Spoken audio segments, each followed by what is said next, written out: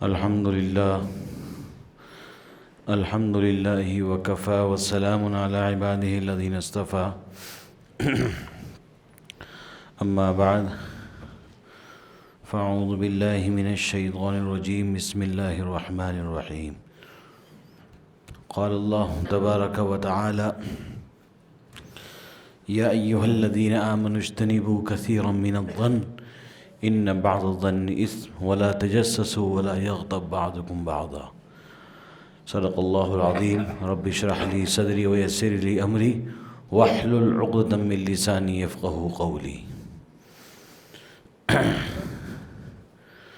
محترم بھائیوں، بزرگوں، دوستوں،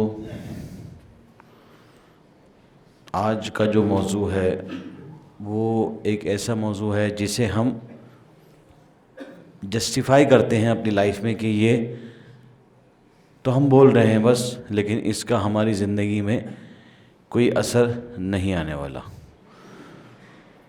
اگر آج ہم اپنی محفلوں کو دیکھیں، اپنے گروپس کو دیکھیں، اپنے بات کرنے کے گروپس کو جس میں ہمارا ڈسکشن ہوتا ہے، جس میں ہماری بات چیت ہوتی ہے، اپنے دوستوں کو دیکھیں، اپنے احباب کو دیکھیں، تو ہم وہ چیز، وہ گناہ بہت کیجولی کرتے ہیں اور لگتا ہے یہ کہ یہ جو گناہ ہے یہ گناہ ہے ہی نہیں، بلکہ یہ تو ایک نارمل ڈسکشن ہے۔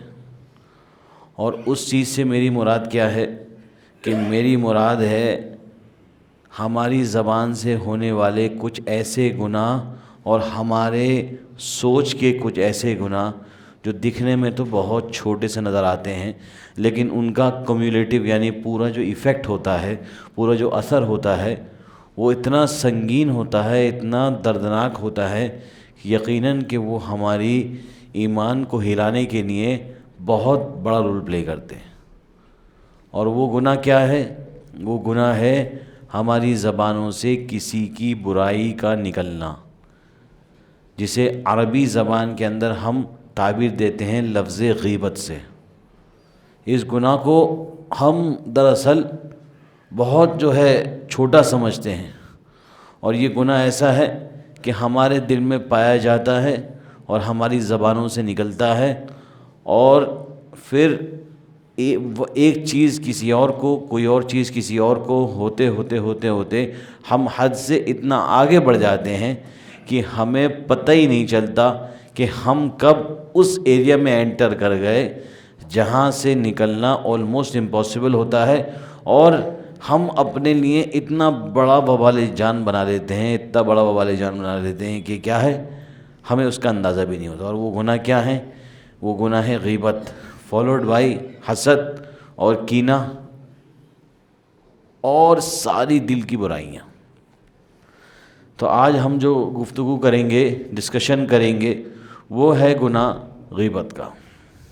سب سے پہلے آپ نے بارہا بیانات میں سنا ہوگا کہ غیبت کیا ہے، تو ہمارے نبی صلی اللہ علیہ وسلم نے خود اس کی تعریف بیان فرمایا کہ صحابہ نے ان سے سوال کیا، قال رسول اللہ صلی اللہ علیہ وسلم، نبی صلی اللہ علیہ وسلم نے فرمایا اتدرون ما الغیبہ، کیا تم جاننا چاہتے ہو غیبت ہے کیا؟ تو صحابہ نے کہا قالوا واللہ ورسولہ اعلم، کہ اللہ اور اس کے رسول اس کا جواب بہتر جانتے ہیں کہ دراصل غیبت ہے کیا۔ تو فرمایا نبی صلی اللہ علیہ وسلم نے کہ غیبت کیا ہے؟ ذکر اخاک بما یکرہ، اپنے بھائی کی وہ چیز بیان کرنا، ذکر اخاک، اپنے بھائی کا اس چیز کے بارے میں بیان کرنا، یعنی تم نے کسی کے بارے میں وہ چیز بیان کری جس کے بارے میں اگر اسے پتہ چل جائے کہ میرے بھائی نے یہ ذکر کیا ہے میرے بارے میں۔ کوئی مثال کے طور پر کسی کے اندر ایک فلم دیکھنے کی یا گانا بجانے کی یا فار ایگزامپل کوئی غلط چیز کی عادت ہے، اور وہ یہ نہیں چاہتا کہ میرا گناہ ہے اللہ اور میں جانوں، میں اللہ سے معافی مانگ کے اپنا گناہ نپٹوا لوں گا، لیکن اگر کسی نے اس کا ذکر پبلکلی کر دیا تو اس کو برا لگے گا۔ تو غیبت کیا ہے؟ ذکر اخاک بما یکرہ، کہ اپنی بھائی کی اس بات کا ذکر کرنا نارمل مجلس میں، نارمل محفل میں، جسے جب اسے پتہ چلے تو وہ اس کو برا جانے۔ تو یہ کیا ہے؟ قیلہ، یہ ہے غیبت۔ پھر فرمایا گیا قیل افرأیت ان کان فی اخی ما اقول، کہ اگر وہ بات جو آپ نے اپنے بھائی کے بارے میں بیان کی ہے، اس برائی کا ذکر آپ نے اپنے بھائی کے بارے میں کیا ہے، اگر وہ چیز اس شخص میں پائی جاتی ہے تو اسے کیا کہا جاتا ہے؟ غیبت۔ پھر فرمایا نبی صلی اللہ علیہ وسلم آگے، ان کان فیہ ما تقول فقد غضبتہ، اگر وہ ہے جو تم نے اس کے اپنے بھائی کے بارے میں کوئی بات کہی ہے جو اس کے اندر پائی جاتی ہے، اسے کہتے ہیں لفظ غیبت۔ اور اگر تم نے وَإِن لَمْ يَكُنْ فِيهِ، اگر وہ بات اس کے اندر نہیں ہے، فقط حبتہ، اگر تم نے اپنے بھائی کے بارے میں وہ چیز بیان کری جو اس کے اندر ہے ہی نہیں، تو وہ کیا ہے؟ تہمت۔ اور تہمت کا گناہ غیبت سے بہت بڑا ہے۔ غیبت کا گناہ کے بارے میں کیا ہے؟ قرآن میں فرمایا اللہ نے، یا ایھا الذین آمنوا اجتنبوا، اے ایمان والو تم بچو، کثیرا من الظن، اے ایمان والو تم بچو ایسی بدگمانیوں سے، ایسی باتوں سے، یعنی افواہوں سے بچو۔ آج کے زمانے میں ظن کا سب سے بہترین ترجمہ یہ ہے کہ اے ایمان والو، یا ایھا الذین آمنوا، اے ایمان والو اجتنبوا کثیرا من الظن، کہ تم بہت سارے افواہوں سے بچو، بہت ساری باتوں سے بچو۔ ان بعض الظن اثم، کیونکہ بعض جو وسوسے ہوتے ہیں اور بعض جو باتیں ہوتی ہیں اور بعض جو باتیں تم تک پہنچتی ہیں وہ بہت بڑا گناہ ہوتے ہیں۔ فلا تجسسوا، اور ایک دوسرے کی جستجو میں مت لگے رہو۔ پھر آگے اسی کے اندر آتی ہے بات، ولا یغتب بعضکم بعضا، اور ایک دوسرے کی غیبت کو مت کرو۔ غیبت کی تعریف میں نے ابھی آپ کے سامنے بیان کری۔ غیبت کیا ہے؟ اپنے بھائی کی اس برائی کا ذکر کرنا جو اس کے اندر پائی جاتی ہو، اور اسے جب پتہ چلے کہ میرے بھائی نے میری اس بات کا ذکر پبلکلی کر دیا ہے تو اسے غیبت کہتے ہیں، اور اسے یہ بات بری لگے تو فرمایا ایحب احدکم ان یأکل لحم اخیہ میتا، کیا تم یہ بات پسند کرتے ہو کہ تم اپنے بھائی کا مردار گوشت کھاؤ؟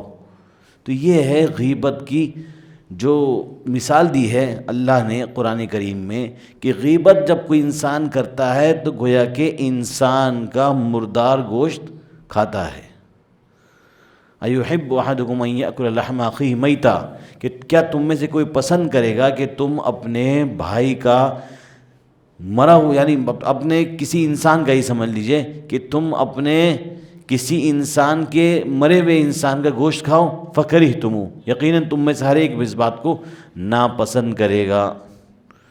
واتقوا اللہ، اللہ سے ڈرو، ان اللہ تواب الرحیم، اللہ تعالیٰ توبہ قبول کرنے والا ہے اور رحم کرنے والا ہے۔ تو یہ تو ایک حدیث ہو گئی، ایک قرآن کی آیت ہو گئی، جس میں دونوں باتوں کے اندر مفہوم ہمارے سمجھ میں آ گیا۔ اب اس کو ہم اپنی پریکٹیکل زندگی میں سمجھتے ہیں کہ ہم ان کنڈیشنز میں کیسے گرفتار ہوتے ہیں۔ دیکھیے آج سب کا اپنا ایک گروپ ہے، سب کے 4-5 لوگ ہوتے ہیں، سب کے فرینڈ سرکل ہوتا ہے، چاہے عورت ہو یا مرد۔ پہلے یہ کہتے تھے کہ عورت ایک بہت زیادہ گوسپ کا بڑا ایریا ہے، لیکن آج میں یہ بات کہہ سکتا ہوں کہ اگر عورت کم نہیں ہے تو مرد بھی کم نہیں ہے، کیونکہ مردوں کی محفل، دوستوں کی محفل، کبھی کسی کے، اب ایک حدیث اور سناتا ہوں اس کے بعد ذرا تفصیل پر آتا ہوں۔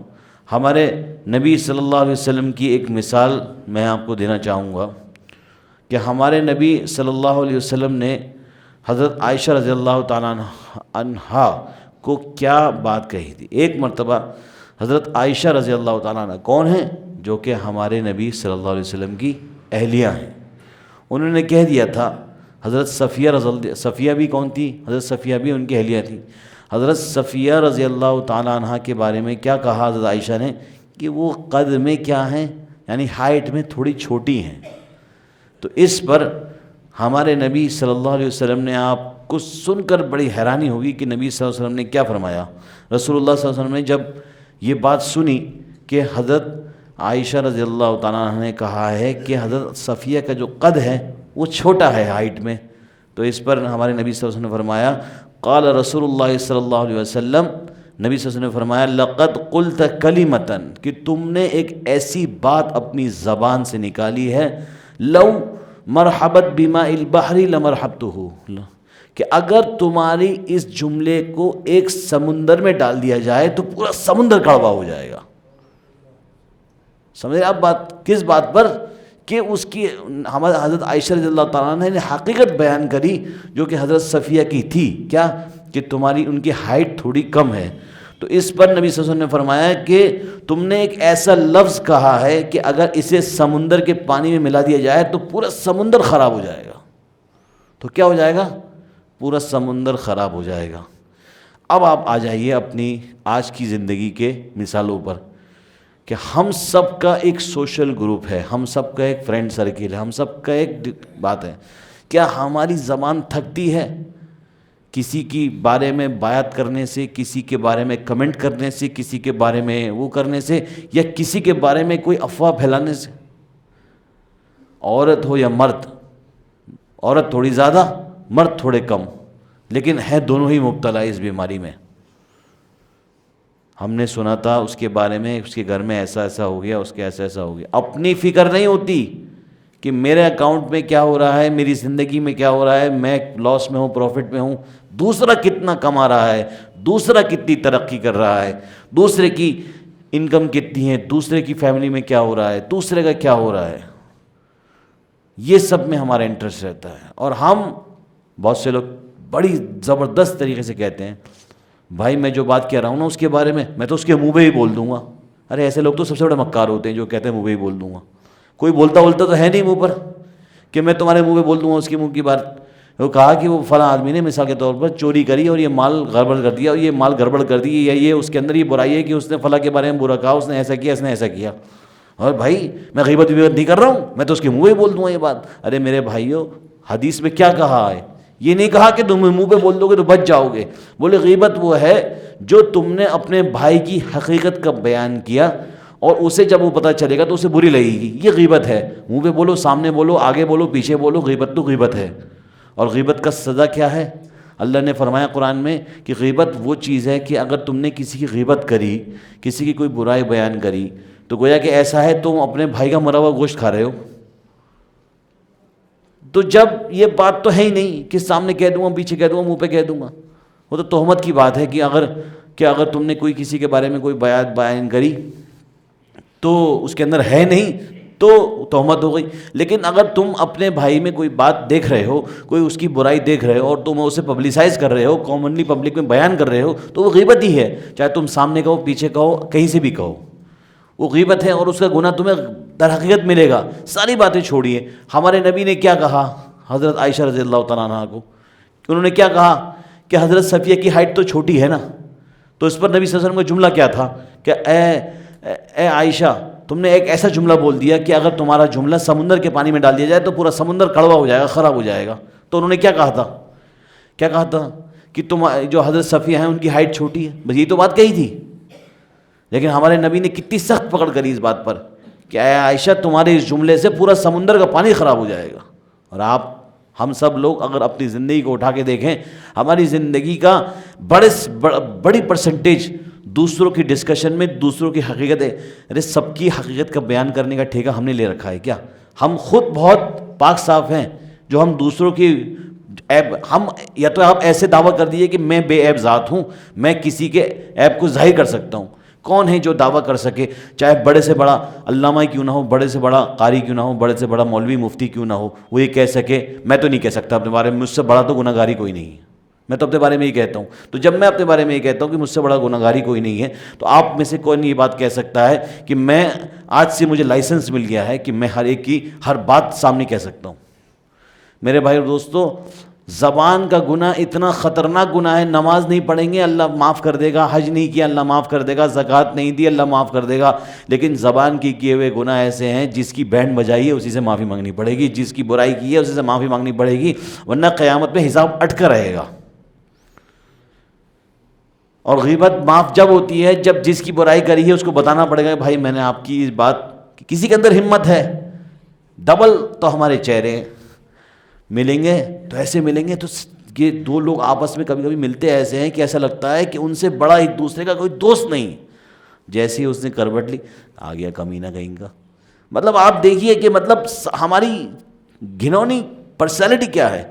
ان المنافقین فی الدرک الاسفل من النار، قرآن میں آتا ہے وہ منافق جو دو منہا ہوتا ہے وہ کہاں ہوگا؟ جہنم کے سب سے نچلے حصے میں ہوگا. اور ہم کہاں ہیں؟ ہمارے ادھر ہے کیا؟ سامنے کہتے ہیں بڑے اچھے آدمی، ارے بھائی تم سے مل کے تو ایسا لگا کہ بہت دنوں کے بعد ایسا لگا کہ مزہ آ گیا، اور میں تو تمہیں یاد کر رہا تھا صبح بھی شام بھی اور رات کو بھی. ارے یار جب چلا گیا تو مصیبت بچی، اللہ کا شکر، مصیبت بچی، اللہ کا شکر. بچا تو صحیح، اس دن ہٹ تو صحیح، بچا تو صحیح. میرے بھائی دوستوں سب کا حساب کتاب دینا پڑے گا اللہ کو. اور حدیث میں آتا ہے من نوقش الحساب من نوقش فقد ہلاک، جس کا حساب لیا گیا قیامت میں، جس کا حساب و کتاب شروع ہو گیا وہ برباد ہو گیا. میں نے کل کسی سے ایک واقعہ سنا، اور انہوں نے ایک بیان میں ایک واقعہ سنا تھا، اور جنہوں نے مجھے واقعہ سنا ہے وہ بہت معتبر ذریعہ ہے. تو انہوں نے بتایا کہ ایک مرتبہ دو شخص تھے، ایک شخص کے اوپر قتل کا الزام لگا تھا، اور ایک شخص کو کیا ہے اس کے ساتھ ایسا ہوا تھا کہ ایک شخص نے سچی میں قتل کیا تھا اور ایک شخص پر الزام لگا تھا، اور دونوں جیل میں بند ہو گئے تھے. تو ایک نے جس نے قتل کیا تھا اس نے رب سے کہا اے رب میں قاتل ہوں، یہ آپ جانتے ہیں، مجھ پر رحم فرما دے. اور ایک شخص جس پر الزام لگا تھا اس نے کچھ نہیں کیا، اس نے اللہ سے کہا اے اللہ میرے ساتھ عدل و انصاف کا معاملہ کر دے. تو آپ یقین مانیے جس نے یہ کہا کہ عدل و انصاف کر دے اس کو پھانسی ہو گئی، اور جس نے یہ کہا کہ اے اللہ مجھ پر رحم کر دے وہ بچ گیا. تو جب تحقیقات کی گئی بات پتہ چلی تو بولے کہ جس آدمی نے اللہ سے رحم مانگا اس نے تو رحم مانگا نا، لیکن جس نے کہا اے اللہ میرا عدل اور انصاف کر دے تو پتہ چلا اس نے قتل تو نہیں کیا لیکن اور بھی تو بہت سارے گناہ کر رکھے ہیں. کبھی کسی اللہ کے اور مخلوق کو تکلیف پہنچائی، کبھی کسی انسان کو تکلیف پہنچائی، کبھی کچھ کسی کو تکلیف پہنچائی. تو اگر رب سے انصاف مانگ لیا برباد ہو جائیں گے ہم، کیونکہ ہم اپنے پیدائش سے لے کر اپنی موت تک ایسے ایسے گناہ کرتے ہیں جس کا آئیڈیا ہمیں ہوتا ہی نہیں ہے. آپ خود دیکھ لیجئے، غیبت تو ایک بہت کیجول گناہ ہے، ہم اپنی زبان سے اپنے دل سے گناہ کرتے رہتے ہیں، ہمیں اس کا احساس بھی نہیں. اور سب سے زبردست بات تو مجھے یہ لگتی ہے کہ دو لوگ کو دیکھتے ہیں ایسے بات کر رہے ہوتے ہیں آپس میں، اور جیسے ہی دیکھا ارے یہ تو بڑا مکار ہے، اور بالکل سامنے، میں تو حقیقت ہوتی ہے میں نے تو خود دیکھا اپنی آنکھوں سے کئی مرتبہ کہ دو لوگ اپنے آپ میں اتنی محبت سے بات کر رہے ہیں اور بالکل گلے مل رہے ہیں اور سب محبت سے کہہ رہے ہیں، اور ایسے ملتے ہیں لگتا ہے کہ دو جنم کے بچھڑے ہوئے لوگ، یا یہ مثال تو غلط ہوگی، جنم تمہارے ایک ہی ہوتا ہے، لیکن بہت قریبی لوگ، یعنی بہت ہی قریبی دوست وغیرہ لوگ. لیکن جب ہٹ جاتے ہیں ایک دوسرے سے تو ایسا لگتا ہے اوہو کتنے زبردست دو دوست ہیں آپس میں، لیکن جیسے ہی کروٹ لیتا ہے سامنے والا ارے بچ گیا اس سے، میں اللہ کا شکر ہے. میرے بھائیو کیا ہو گیا ہے ہمیں؟ حدیث میں آتا ہے المؤمن مرآۃ المؤمن، مومن تو مومن کا آئینہ ہے. آج تو آئینہ بھی دھوکہ دینے لگا. حدیث میں آتا ہے کہ مومن کیا ہے؟ ایک دوسرے مومن کا آئینہ ہے، کہ مومن ایک دوسرے مومن کا آئینہ ہے، کوشش کرتا ہے کہ اس کے عیب کو چھپائے. آج تو مسلمان ہی مسلمان کی مخبری کرتا ہے، مسلمان ہی مسلمان کی کانٹ کرتا ہے. آج ہمیں جتنا اپنوں سے خطرہ ہے نا غیروں سے نہیں ہے، کیونکہ اپنے اپنی جان کے دشمن، اپنے اپنے مال کے دشمن، اپنے ہی اپنے مال کے دشمن بن چکے ہیں، اپنے ہی اپنی جان کے دشمن بن چکے ہیں، اپنے ہی اپنے. کیوں؟ کیونکہ ہم نے نبی کی تعلیم کو سائیڈ میں اٹھا کر، قرآن کی تعلیم کو سائیڈ میں اٹھا کر رکھ دیا. ہم فالو کر رہے ہیں من چاہی شریعت، رب چاہی شریعت سے ہمارا کوئی مطلب نہیں ہے.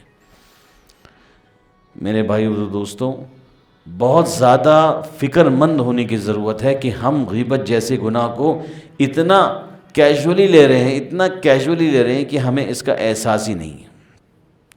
اور وہ جو آیت تھی کہ اے ایمان والو اجتنبوا، بچو ہر قسم کے وسوسے سے، بچو ہر قسم کے گمانوں سے. آپ کو پتہ ہے کہ ہم سب کی لائف میں طرح طرح کی باتیں ہوتی ہیں. کوئی کہتا ہے ہم نے تمہارے بارے میں یہ بات سنی ہے، اور میں نے یہ سنا ہے کہ اس نے تمہارے بارے میں ایسے آدمی سے یہ بات کہی ہے. ارے سب سے بڑی بکواس تو وہی ہے. قرآن فرما رہا اے ایمان والو تم بچو ہر قسم کی گمانوں سے، ہر قسم کی باتوں سے، کیونکہ فرمایا ان یا ایھا الذین آمنوا اجتنبوا کثیرا من الظن ان بعض الظن اثم، کہ تم بچو بہت سارے ڈسکشن سے، کیونکہ تمہارے ڈسکشن، بہت سارے ڈسکشن تو گناہ ہوتے ہیں. ولا تجسسوا، اور ایک دوسرے کی جاسوسی مت کرو کہ اس کے گھر میں کون آیا کون گیا، کتنا بینک بیلنس، کتنے پیسے، کتنے اس کے اکاؤنٹ میں، اس کی بیوی بچے کیا کر رہے ہیں، اس کی کیا کر رہے ہیں۔ اپنی زندگی سے مطلب رکھو، مدد تو کر نہیں سکتے لیکن اس کی مالیت جان کے، اس کی بیوی بچوں کے بارے میں جان کے اس سے حسد ضرور کر لو گے آپ، نہ جانو نہ حسد کرو، ورنہ پھر سمجھ لیجئے بات کہ ہم کتنے بڑے گناہ میں ہوں گے، اتنے بڑے گناہ میں ہوں گے۔ ایک حدیث کا مفہوم بیان کر کے اپنی بات کو ختم کرتا ہوں کہ ہمارے نبی صلی اللہ علیہ وسلم نے ایک بات ارشاد فرمائی کہ بعض مرتبہ ہم اپنی اس زبان سے، زبان ایک ہتھیار سے کم نہیں ہے، زبان ایک ہتھیار ہے، جس طرح ایک گولی چلتی ہے تو موت طے ہوتی ہے اگر صحیح جگہ گولی لگ جائے، ورنہ اگر کہیں لگ جاتی ہے تو کوئی نہ کوئی لمبا پریشانی تو ہوتی ہے۔ تو زبان بھی ایک ہتھیار کی طرح ہے۔